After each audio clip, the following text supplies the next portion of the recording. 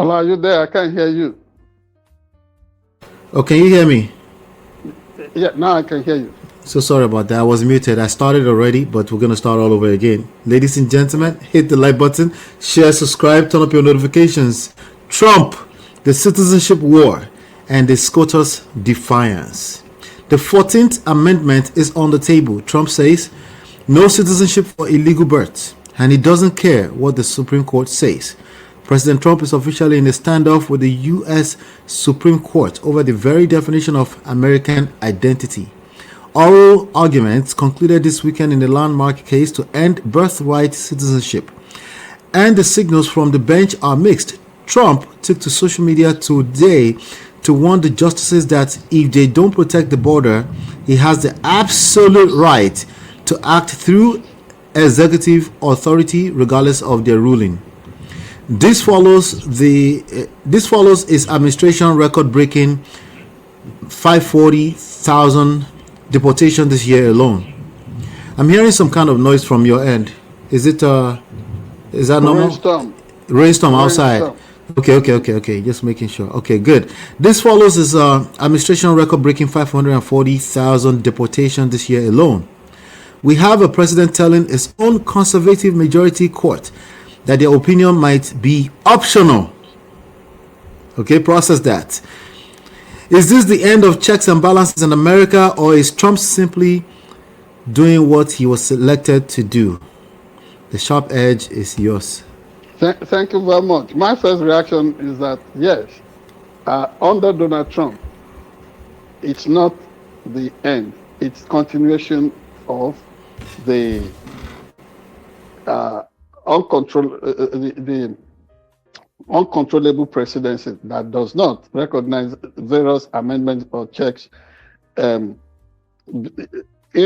within the presidential system that we operate, or the Republican status of the United States of America.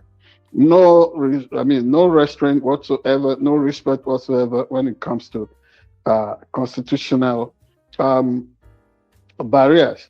And let me say, without gloating or windsurfing on the consequences that the Supreme Court justices in America are suffering, but they brought this upon themselves. This is what they brought upon themselves. The moment when they made, that worrying pronouncement that, it could not be challenged in office and that certain things could be done. The Supreme Court, acting as lapdog to Donald Trump's runaway 2025 project, something that was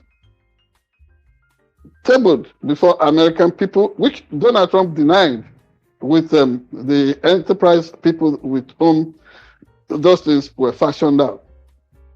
And the Supreme Court gave him a blank check on how to rule, to lead, without forgetting the fact that if tomorrow comes and an equally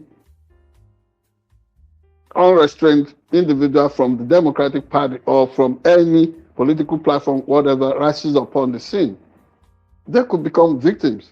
They were not having an all-angle view of whatever they were ruling on, apart from the fact that that in itself put to shame whatever the concerns of the founding fathers of our great country, United States of America, whatever their concerns were in making sure that the system was not given to the whims and caprice of just one ambitious individual. So they destroyed the inbuilt cleansing mechanism that will restrain any wannabe dictator or authoritarian. So if today Mr. Donald J. Trump is saying, regardless of whatever the Supreme Court justices pronounce, not minding whatever interpretation they are giving to that amendment on citizenship in America, It's what they call for. However, what's the position of the law? Maybe you should begin to know now that Grandpa needs to be relieved of some of the burdens he has imposed on himself. He has a way of bringing up all kinds of theatrics just to make sure that he enjoys the entire focus in any national discourse or given all the attention in the room. And life does not play out like that.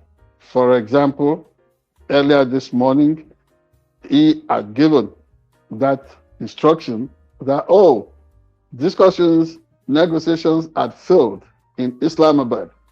Remember the negotiating team that was led by Vice President Vance to see what could thaw in the frosty relationship with Iran.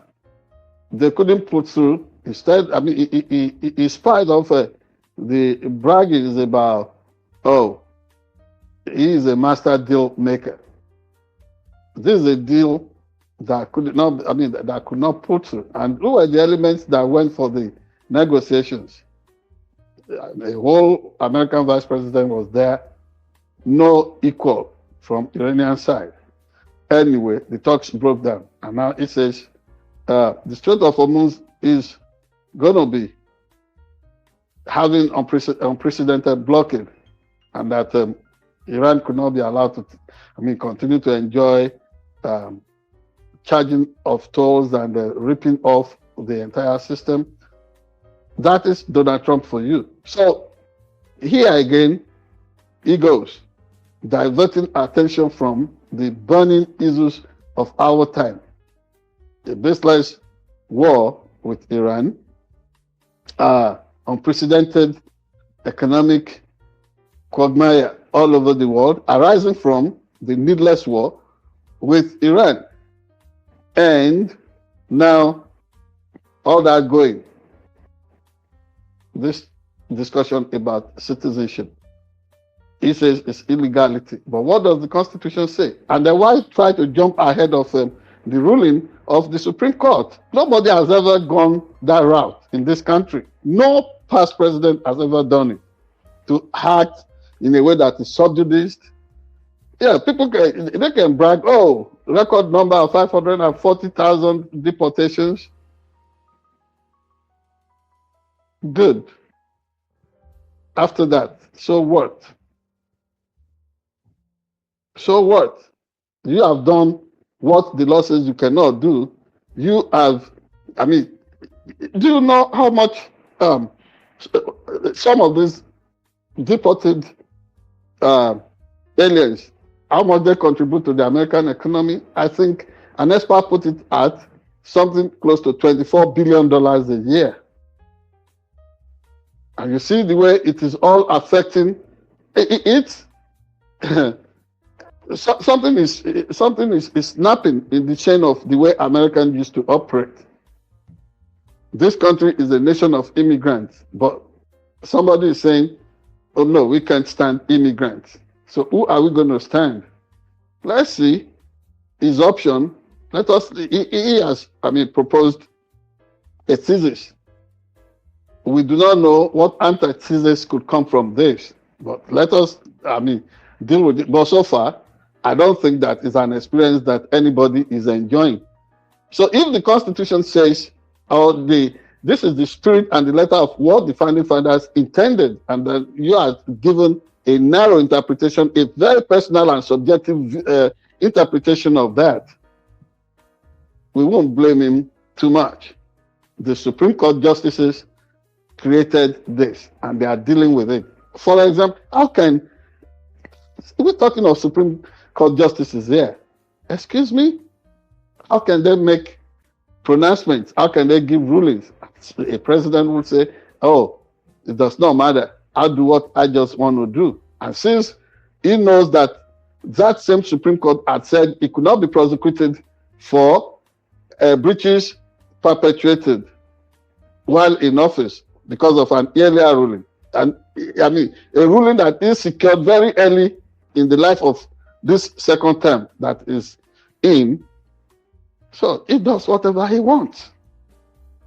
However, after a long darkness, long night, comes a glorious dawn. This also shall pass, and the Americans would be able to enjoy the liberties that they have always been used to. But as it is now, the electorate, the voters in America will have to decide, and that is what played out in Hungary earlier in the day, or this weekend.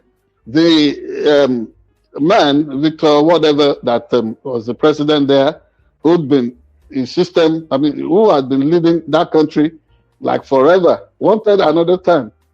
Donald Trump and J.D. Vance went there to endorse him, just like Vladimir Putin of Russia did. At the end of the day, the people spoke loudly with their votes. That man has been voted down, and he has considered that he lost the election. Even before things went too far, he saw the signs and he has volunteered to step down. Now, that is what will happen in the days ahead in America, and the signs are obvious. They are clear.